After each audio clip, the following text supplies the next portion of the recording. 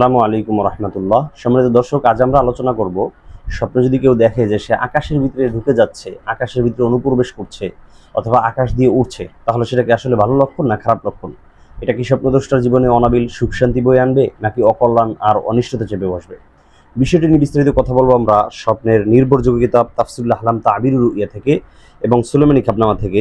তো আমি আপনাদের জন্য সুলাইমানী খাবনামা থেকে যদি সরাসরি পড়ে শোনাই, দেখুন এ ব্যাপারে বলা হয়েছে, যে ব্যক্তি স্বপ্ন দেখলো যে সে আকাশে উঠেছে এবং তার মধ্যে ঢুকে পড়েছে, এর ব্যাখ্যা হবে সে শাহাদাতের মর্যাদা লাভ করবে। সুবহানাল্লাহি বিহামদি।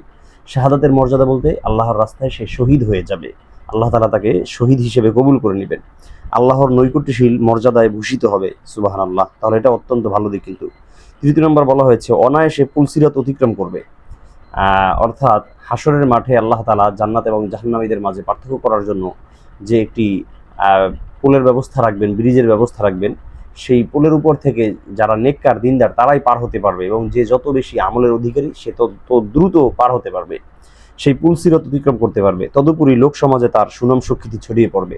আলহামদুলিল্লাহ। তাহলে সেই মানুষটাকে আল্লাহ তাআলা ভালোবাসেন, আল্লাহ তাকে শহীদি মর্যাদা দান করবেন।